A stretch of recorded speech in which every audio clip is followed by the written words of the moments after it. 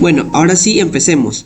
Ustedes saben que nosotros necesitamos de alimentos para poder realizar nuestras labores diarias, como por ejemplo el correr, el saltar, el comer, el jugar, no, o sea, todo, el dormir, incluso el pensar. Todos nosotros necesitamos alimentos para poder metabolizarlos y poder generar energía, ¿verdad? ¿Energía en qué forma? En forma de ATP. Hablemos un poco acerca del metabolismo. El metabolismo es el término utilizado para describir la interconversión de compuestos químicos en el cuerpo.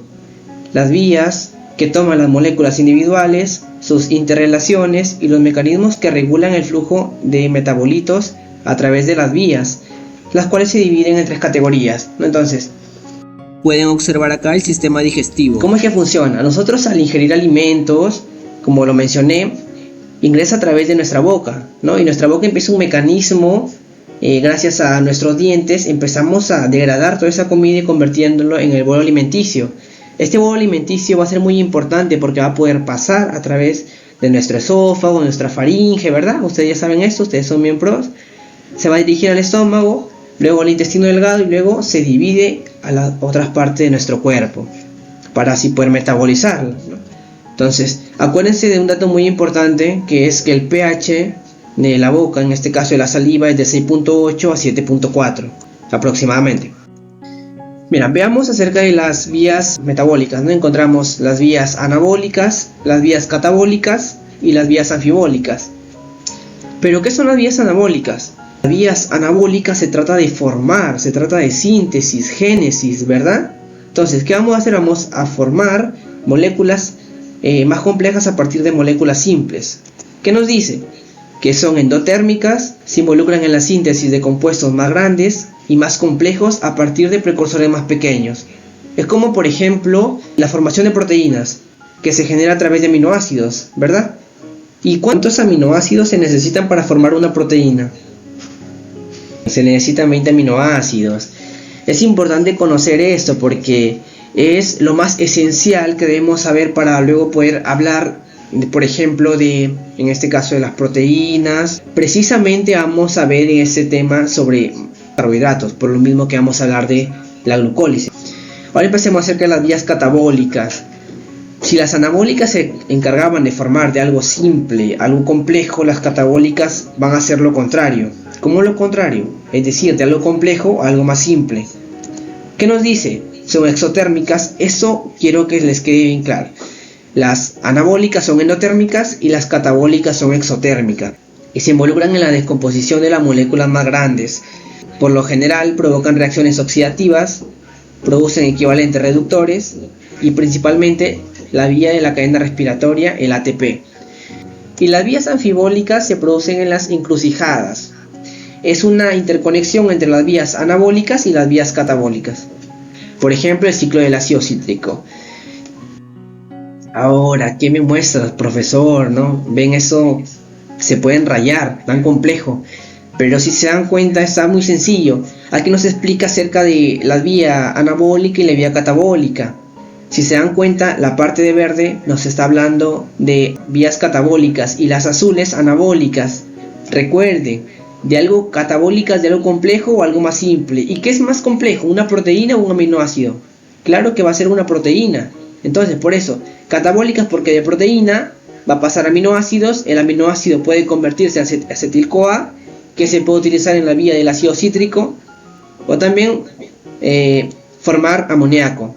Igual con los polisacáridos, que son los carbohidratos, azúcares, sacáridos.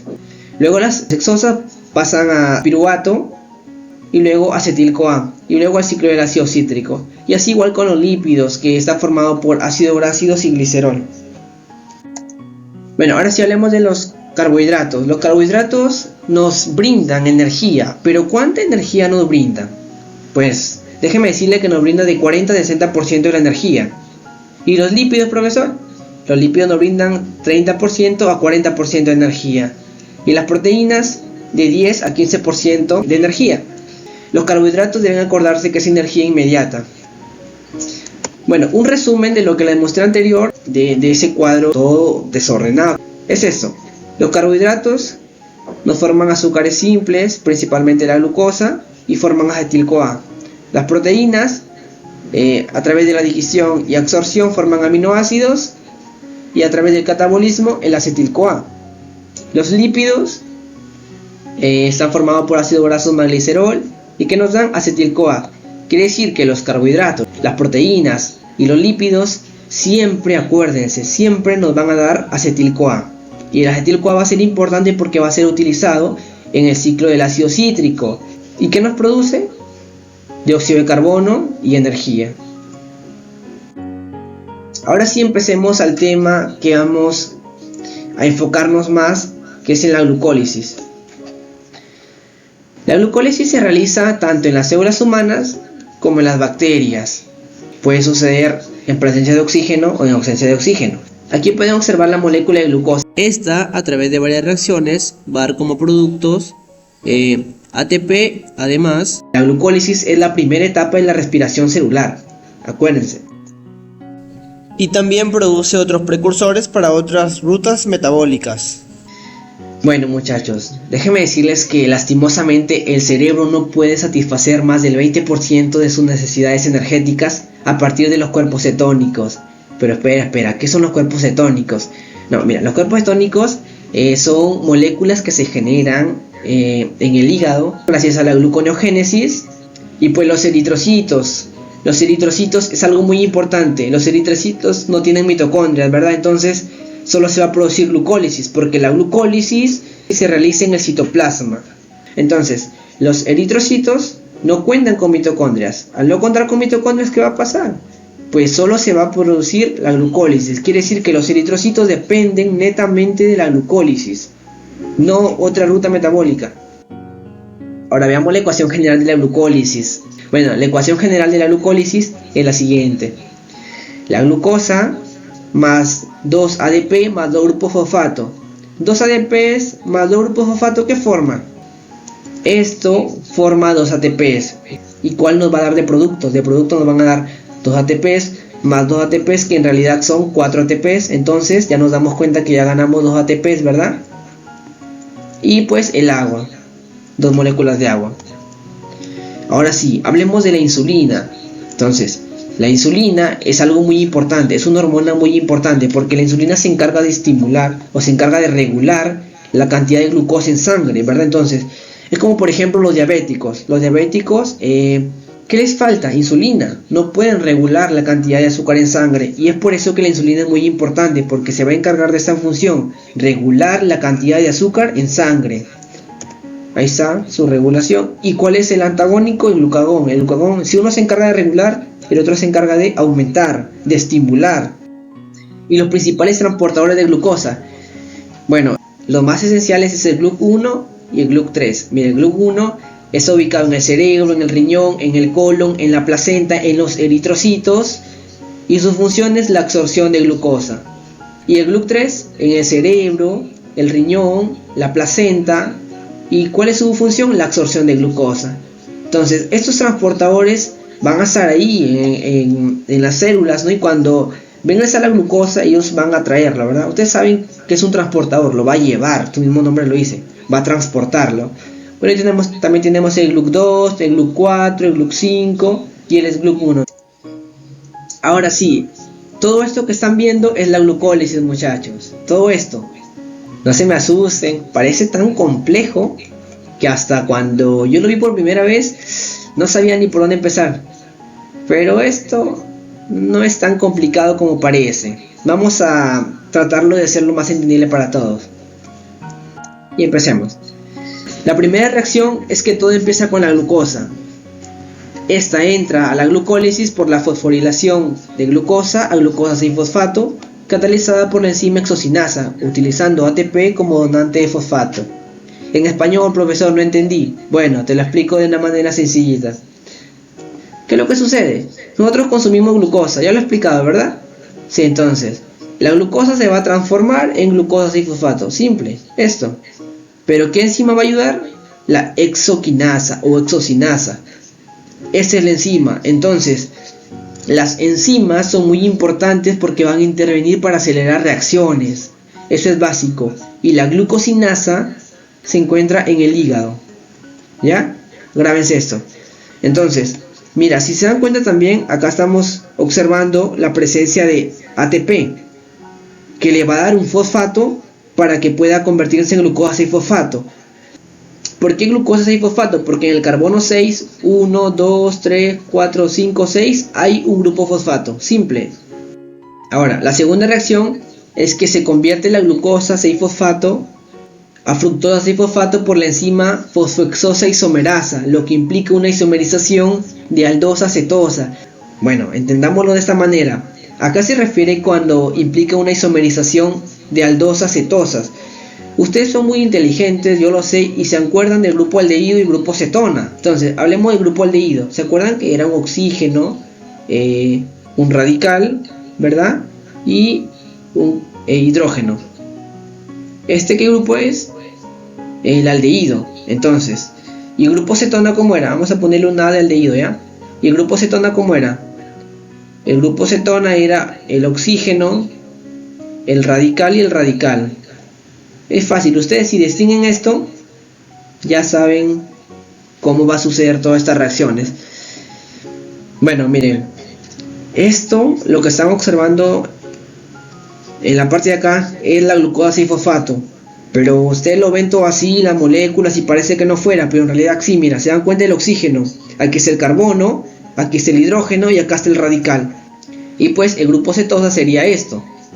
Mira, porque acá tenemos el oxígeno, radical acá y radical hacia el otro extremo. Eso es, muchachos. Bueno, se convierte en fructosa 6-fosfato, ¿verdad? Entonces, aquí observamos una isomerasa, iso. Acuérdense de iso. Iso quiere decir semejante, casi igual. Luego viene la tercera reacción. Y la tercera reacción es cuando se fosforila la fructosa 6-fosfato a fructosa 1,6 bisfosfato, catalizada por la enzima fosfofructosinasa. Mira, ahora, de fructosa 6-fosfato a fructosa 1,6 bifosfato, yo creo que ya se dieron cuenta, ¿verdad? Aquí se llama fructosa 6-fosfato porque en el carbono 6 está el fosfato. Y acá 1,6 bifosfato porque en el carbono 1 hay un fosfato y en el carbono 6 hay otro fosfato. Y como son dos, el prefijo bis. Por eso es que se le denomina fructosa 1,6 bisfosfato. Aquí va a haber otra inversión de ATP. ¿Y cuál es la enzima que interviene? La fosfofructosinasa. Las sinasas agregan fosfatos. Las fosforilasas quitan fosfatos. Bueno, continuando. Tenemos la cuarta reacción. La cuarta reacción dice la fructosa 1,6 bifosfato es dividida por la aldolasa en dos triosas, el gliceraldehído 3-fosfato y el dihidroxacetona fosfato. ¿Por qué son triosas? Porque tienen 3 carbonos, muy bien, 3 carbonos, yo sé que lo han dicho en mente. Entonces, la fructosa 1,6 bisfosfato se va a dividir, se va a romper a través de la aldolasa. Miren, se va a romper acá y va a quedar esto, la fosfato de hidroxiacetona y el gliceraldehído 3-fosfato, gracias a la enzima aldolasa. Acuérdense que en cada uno queda un fosfato, pero luego interviene otra enzima, la triosa fosfato isomerasa, que va a convertir al fosfato de hidroxiacetona a gliceraldehído 3-fosfato. A partir de este punto, todas las reacciones que voy a mencionar van a estar multiplicadas por 2, todo lo que se va a producir, por lo mismo que ya no son un gliceraldehído, sino son 2 gliceraldehídos. La sexta reacción, vamos a observar que sigue la oxidación del gliceraldehído 3-fosfato, ¿verdad? Vamos a apuntarlo, se van a confundir, ya no eran un gliceraldehído, ahora eran 2 gliceraldehídos. El gliceraldehído 3-fosfato sigue la oxidación a 1,3 bifosfoglicerato. Acá está, catalizado por la enzima gliceraldehído 3-fosfato deshidrogenasa, el LAC se reduce a NADH. El gliceraldehído 3-fosfato, lo que va a suceder en esta reacción, simple, se va a convertir en 1,3 bifosfoglicerato. ¿Por qué 1,3 bifosfoglicerato? Porque en el carbono 1 hay un fosfato y en el carbono 3 hay un fosfato. Es por eso 1,3 bis de 2-fosfato glicerato. Acá tenemos un NAD que se va a reducir a NADH y así pasamos a la séptima reacción. ¿Qué sucede acá? El bifosfoglicerato va a pasar a 3 fosfoglicerato. ¿Gracias a qué enzima? A la fosfoglicerato sinasa. Entonces, mira, aquí ya empieza la ganancia. Ya creo que se dieron cuenta. En antes, un ATP daba fosfatos y quedaba ADP, pero ahora el ADP va a ganar un fosfato y se va a convertir en ATP. Entonces ya estamos hablando de la primera molécula de energía. Pero recuerden que era por gliceraldehído 3-fosfato. Y si se acuerdan, eran 2 gliceraldehído 3-fosfato. Estaríamos hablando de 2 ATPs. En la octava reacción, el 3-fosfoglicerato se isomeriza a 2-fosfoglicerato por la enzima fosfoglicerato mutasa. Ya teníamos el 3-fosfoglicerato. Este 3-fosfoglicerato, ¿qué va a suceder en este momento? Bueno, interviene la enzima fosfoglicerato mutasa y bueno, dice, bueno, no me gusta cómo estás. ¿Y qué hace? El fosfato que estaba en el carbono 3 lo pasa al carbono 2. Mírenme, aquí está el carbono 3. La enzima seguro no le gustó que estaba así en el carbono 3 y la puso en el carbono 2. Y pues por eso que se llama 2-fosfoglicerato, porque en el carbono 2 hay un fosfato. Eso es lo que sucede básicamente. Se forma 2-fosfoglicerato y luego sigue la novena reacción, en donde ya interviene la enolasa. Y la enolasa, ¿qué hace? Le quita una molécula de agua. Pero ¿cómo le quita agua si aquí no veo agua? Ustedes saben que ¿cómo es la fórmula del agua? H2O. Acá hay hidrógenos y acá hay oxígenos. Entonces saca un oxidrilo y un hidrógeno más. Y ahí se forma H2O. Y por eso que el 2-fosfoglicerato, gracias a la enzima enolasa, se va a convertir en fosfenol piruvato, que es la novena reacción. Y en la décima reacción, el fosfato del fosfenol piruvato se transfiere al ADP en otra fosforilación a nivel de sustrato, catalizada por el piruvato sinasa para formar 2 ATPs por molécula de glucosa oxidada. En otras palabras, el fosfenol piruvato se va a convertir a piruvato gracias a la enzima piruvato sinasa. Ya les mencioné que las sinasas agregan fosfatos.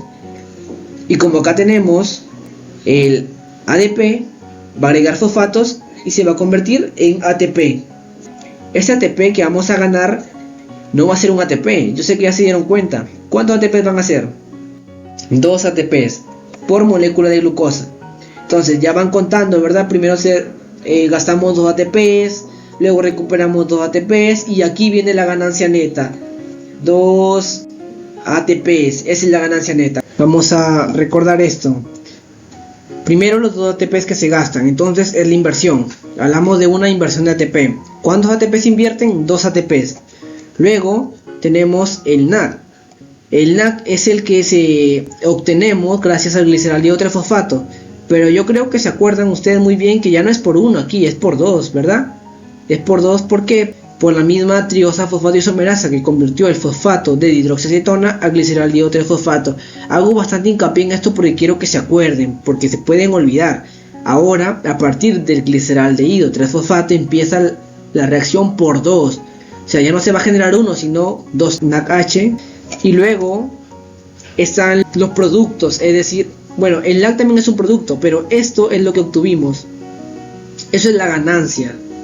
Entonces, vamos a esa ganancia que tenemos de ATP va a ser por 2, entonces van a ser 2 ATPs, 2 ATP y 2 ATPs en la última reacción. Tenemos 2 ATPs más 2 ATPs, ¿cuántos ATPs son? 4 ATPs, pero ¿cuántos invertimos? 2 ATPs, entonces, ¿cuántos ATP netos quedan? Muy bien, 2 ATPs netos. Entonces, eso es la ganancia. La energía que obtenemos es 2 ATPs. Ustedes dirán, pero ¿para 2 ATPs hacen todo esto? Pero es que es así, muchachos, es así, porque esto ocurre en cuestiones de segundos. Todo este proceso es cuestión de segundos. Mientras yo estoy hablando, está sucediendo esto. Continuando, esto es lo que se invierte, 2 ATP, lo que expliqué, se invierten 2 ATPs, se producen 4 ATPs, 2 NAD y 2 moléculas de agua. Acuérdense de esto es lo que se produce, pero netos es 2 ATPs, 2 NAD y 2 moléculas de agua. No se van a confundir. Se producen 4 ATPs, 2 NAD y 2 moléculas de agua. Pero ¿cuántos ATPs netos se producen? Cambia la pregunta, ¿verdad? ¿Cuántos ATPs se producen y cuántos ATPs netos se producen? Cambia la pregunta. Entonces, la glucosa, que lo consumimos a través de los chocolates, del arroz, ¿no? Que son carbohidratos, va a ingresar a la glucólisis, que ya lo expliqué, la glucólisis. La glucólisis, ¿qué va a hacer? Va a generar piruvato. Este piruvato va a ser importante. En condiciones cuando hay oxígeno, es decir, aeróbica, va a ingresar a la mitocondria, y en la mitocondria se va a iniciar el ciclo del ácido cítrico, o también va para la cadena transportadora de electrones, así como también en ausencia de oxígeno, es decir, que el piruvato sigue estos dos caminos, mira, en presencia de oxígeno y en ausencia de oxígeno. En ausencia de oxígeno, ¿qué genera? Pues ocurre la fermentación láctica, que produce ácido láctico, o también la fermentación alcohólica, ¿no? Entonces, aquí en esta fermentación se produce NAC. Este NAC va a regresar y va a ser utilizado en la glucólisis. Cuando hay ausencia de oxígeno, el NAC que se produce en la fermentación va a regresar y va a ser utilizada nuevamente por la glucólisis. Y así es el ciclo, así funciona todo el ciclo. Y como recuerden lo que les expliqué al inicio, que la glucólisis ocurre en el citosol. Bueno chicos, acá les dejo un par de preguntas para que puedan confirmar lo aprendido. Un gustazo haber compartido con ustedes y nos estaremos viendo hasta la próxima.